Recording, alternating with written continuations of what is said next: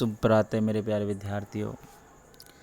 तो आइए आज हम हमारे कवि सूर्यकांत त्रिपाठी निराला की उत्साह कविता के बाद अट नहीं रही है कविता को सुनने का प्रयास करते हैं, जो कि बड़ी ही सुंदर कविता है। सुंदर तब बनेगी जब आप इसे ध्यान से सुनोगे और समझोगे बेटा, इसलिए ध्यान से सुनना है और समझना है। तो आइए शुरू करते हैं। अट नहीं रही है, कविता का नाम क्या है? अट नहीं रही है। अर्थात हमारे अंदर समा नहीं पा रही है, हमारे अंदर समा नहीं पा रही है, प्रवेश नहीं कर पा रही है। तो होती है ना कि कोई खुशी जब हमारे सामने हो, अर्थात हम लोगों को उम्मीद थी 92% की कि 92 बनेगी और आपकी परसेंटेज बन गई 93, तो आपको क्या होगी कि प्रसन्नता चौगुनी हो जाएगी आपकी। तो आपकी जो चौगुनी प्रसन्नता है, वह चौगुनी प्रसन्नता आप जितना प्रसन्न होंगे आपको वह प्रसन्नता कम लगेगी। तो वही स्थिति कहती है कि अट नहीं रही है, अर्थात समा नहीं रही है, खुशी हमारे अंदर समा नहीं रही है। क्या नहीं, अब सुनिए आप, यहाँ पर आपको ध्यान रखनी है बेटा, फागुन का माह। जानते हो फागुन का माह कौन सा त्यौहार आता है? बताओ फागुन पे। होली आती है, रक्षाबंधन आता है। वेरी गुड, होली आती है। हिंदी महीनों में जो फागुन होता है, उस फागुन पे एक होली त्यौहार आता है। तो यहाँ पर देखिए आप कि आपको कितनी सुंदर तरीके से इस कविता को समझाया गया है। अट नहीं रही है, समा नहीं रही है, आभा फागुन की। आभा का अर्थ क्या होता है बेटा? आभा, आभा का अर्थ होता है चमक। हम सुंदरता भी कह सकते हैं इसको। क्या कह सकते हैं? सुंदरता। तो आभा फागुन की अर्थात जो चमक है, सुंदरता है फागुन की, तन अर्थात हमारे शरीर से सट नहीं रही है, अर्थात स्पर्श नहीं कर पा रही है। ऐसा लग रहा है कि चारों तरफ फागुन की सुंदरता है और मनुष्य बीच में यहाँ पर खड़ा हुआ है। अब वह इधर भी देख रहा है, इधर भी देख रहा है, इधर भी देख रहा है, इधर भी देख रहा है, इधर भी देख रहा है। चारों तरफ देख करके प्रसन्न तो हो रहा है, लेकिन वह चाहकर भी उस फागुन की सुंदरता को अपने तन से स्पर्श नहीं कर पा रहा है। तो इसीलिए कवि ने यहाँ पर कहा है, क्या कहा है बेटाओ, कि जो फागुन की आभा है वह हमारे शरीर को स्पर्श नहीं कर पा रही है। अब देखिए क्या कहा है, कहीं सांस लेते हो। कवि निराला यहाँ पर कहते हैं कि जो फागुन का माह है, अर्थात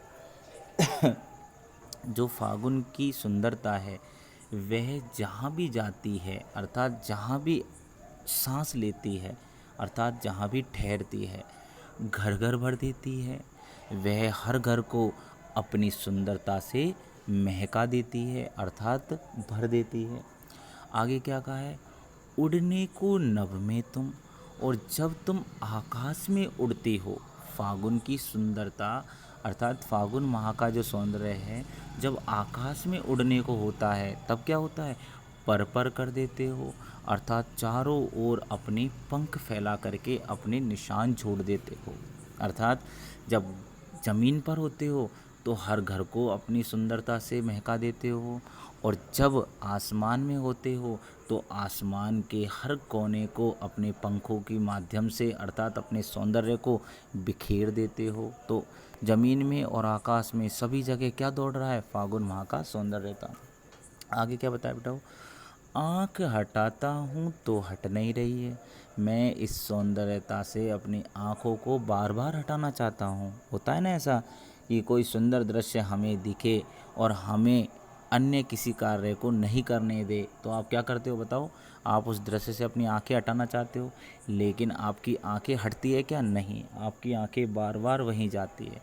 तो आंख हटाता हूँ तो हट नहीं रही है। जैसे हम लोग और एग्जांपल ले सकते हैं, हम पढ़ रहे हैं, पढ़ते हुए सामने टीवी चल रहा है, टीवी में हमारा मन पसंदीदा कोई धारावाहिक आ रहा है, उस धारावाहिक को हम देखना चाह रहे हैं, लेकिन हम पढ़ भी रहे हैं। तो पढ़ते पढ़ते हमारा ध्यान न चाहते हुए भी उस धारावाहिक की ओर बार बार जाएगा। तो ऐसे ही मैं चाहता हूँ कि अन्य कोई कार्य को करूँ, लेकिन मेरा तो फागुन की सौंदर्यता से मन हट ही नहीं रहा है। अर्थात मेरी आंखें तो पूरी तरीके से उसी पर टिकी हुई है। किस पर? फागुन पर। आंखें हटाता हूँ तो हट नहीं रही है। अब देखो आंखें क्यों नहीं हट रही है, वो क्या देख रहे हैं ऐसा। अब यहाँ से पढ़ रहे हैं हम। पत्तों से लदी डाल। उस फागुन माह का सौंदर्य इतना प्रभावशाली है कि सभी डाल किससे लद गई है बेटा? वो पत्तों से लद गई है। कहीं हरी कहीं लाल, कहीं पत्तों पर अर्थात कहीं पर हरे रंग की डाल है तो कहीं पर लाल रंग की डाल है, अर्थात कहीं हरे पुष्प है कहीं लाल पुष्प है। अब आगे देखो यहाँ पर कितना सुंदर वर्णन किया है। ये लाइन पढ़ करके आपको आनंद आ जाएंगे। कहीं पड़ी है उर में। उर का अर्थ क्या होता है बेटा? उर का अर्थ होता है हृदय। कहीं पड़ी है उर में अर्थात हृदय में। मंद गंध। मंद का अर्थ होता है हल्की हल्की अर्थात धीमे। गंध का अर्थ है यहाँ पर सुगंध। पुष्प का अर्थ है फूल और माल का अर्थ है माला। तो ऐसा लग रहा है उस फागुन के माह की सुंदरता को देख करके कि जैसे वृक्षों पर क्या हो रहा है? वृक्षों पर कहीं पड़ी है उर्मे। उर का मतलब होता है हृदय। हृदय पर मंद गंध पुष्पमाल, कि जैसे कोई वृक्ष है। अब उस वृक्ष को एक सेकंड पहले मैं इसको थोड़ा हटा देता हूँ। यस, जैसे कि यह एक वृक्ष है। अब इस वृक्ष पर क्या है कि डाल आ रही है। अब इन डालों पर क्या बेटा? फूल उग रहे हैं। अब इन फूलों को देख करके कैसा लग रहा है कवि को? कवि कह रहा है कि ऐसा लग रहा है कि जैसे कोई सुंदर युवक खड़ा है। अर्थात इस पेड़ को तो क्या बना दिया? युवक। और ऐसा लग रहा है कि उसने अपने हृदय पर कोई पुष्पों की माला डाली हुई है और उस पुष्पों की माला से हल्की हल्की सुगंध आ रही है। उस सुगंध में कवि और कवि के सम्मुख जो लोग हैं वह बड़े ही आनंद में मग्न हो रहे हैं। इस तरीके से कवि निराला ने यहाँ पर बड़ा ही सुंदर दृश्य प्रस्तुत किया है। आगे देखिए बेटाओ, आगे क्या बताया है? पाट पाट शोभाश्री। पाट का अर्थ होता है बेटाओ जगह। पाट का अर्थ क्या होता है? जगह। तो अब पाट पाट दो बार है तो आपको ये तो दिख रहा है कि यहाँ पर पुनरुक्ति प्रकाश अलंकार है, अर्थात जगह जगह। पाट का अर्थ क्या है? जगह जगह। शोभाश्री। शोभाश्री का मतलब है बेटाओ सौंदर्यता अर्थात सुंदरता। जो जगह जगह सुंदरता फैली हुई है वह पट नहीं रही है, अर्थात हमें प्राप्त नहीं हो रही है। हम उस सुंदरता को प्राप्त करना चाहते हैं लेकिन हमें वो प्राप्त नहीं हो रही है। तो इस तरीके से कवि निराला ने यहाँ पर इतना सुंदर रोमांचकारी दृश्य प्रस्तुत किया है कि पढ़ने वाले विद्यार्थियों के मन में तुरंत प्रभाव से इसका अर्थ और इससे संबंधित जो प्रश्न बनते हैं वो सभी प्रश्न विद्यार्थियों के दिमाग में तुरंत आ गए होंगे। तो बेटा जैसा कि मैंने अभी आपके सामने इस पाठ का अर्थ प्रस्तुत किया है तो इस पाठ का अर्थ आप अपनी कॉपी में करेंगे। अगर आपको कोई चीज़ समझ में नहीं आती है तो आप उस चीज़ को मुझसे पूछोगे। कल हम इससे संबंधित प्रश्नोत्तरों की चर्चा करेंगे। अब देखिए बेटाओ, ध्यान से सुनिए जो मैं बात बताने जा रहा हूँ। ए बी सी डी ये 4 सेक्शन हैं। इन 4 सेक्शन में मिला करके 225 बच्चे लगभग मैं मान रहा हूँ अभी तक, जैसा कि मैं इंक्वायरी प्राप्त कर रहा हूँ। तो बेटाओ आप लोगों से मेरा कहना है कि इन 225 या 200 बच्चों में से कितने बच्चे अपना होमवर्क ईमानदारी से कर रहे हैं और कितने बच्चे इन वीडियोज़ में केवल और केवल अपना समय व्यतीत कर रहे हैं, जो कि अपनी विद्वता केवल और केवल पासबुकों से पढ़ने की कोशिश कर रहे हैं, दिखाने की कोशिश कर रहे हैं।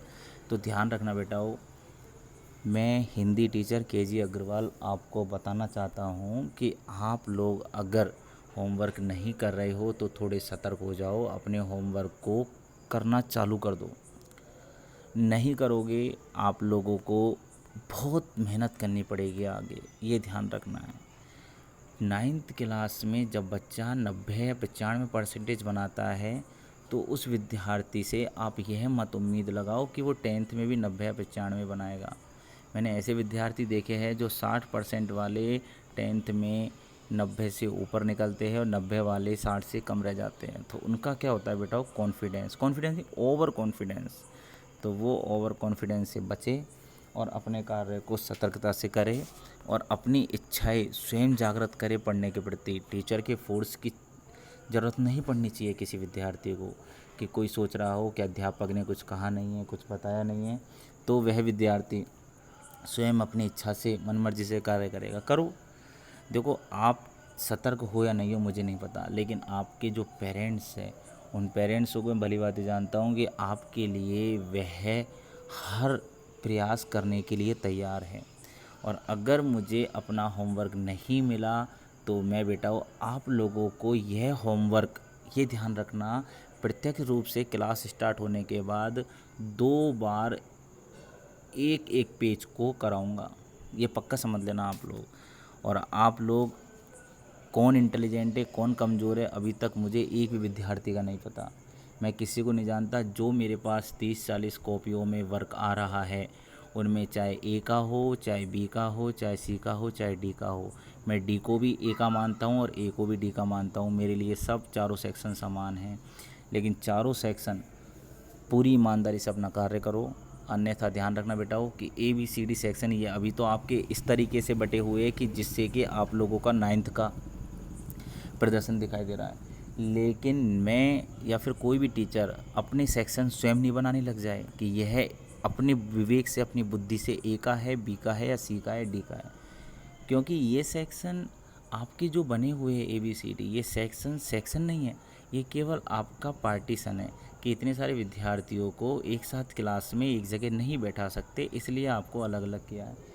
अब निर्भर करता है कि किस सेक्शन में कितने प्रतिभाशाली बालक हैं, वो हम लोगों को आप लोग ही अपने परिणाम के द्वारा बताओगे। कल हम लोग इस पाठ से संबंधित एक टेस्ट का प्रश्न पत्र देंगे आपको, वो प्रश्न पत्र आप लोग हल करेंगे। सारे विद्यार्थी इन दोनों चैप्टरों को, दोनों वीडियोज़ को दोबारा पढ़ें और ध्यान से सुने और समझे। कोई दिक्कत आती है तो आप पूछ लीजिए। टेस्ट सभी विद्यार्थियों को देना है और ज़्यादा से ज़्यादा अंक प्राप्त करने हैं। तो आज के लिए इतना ही, धन्यवाद।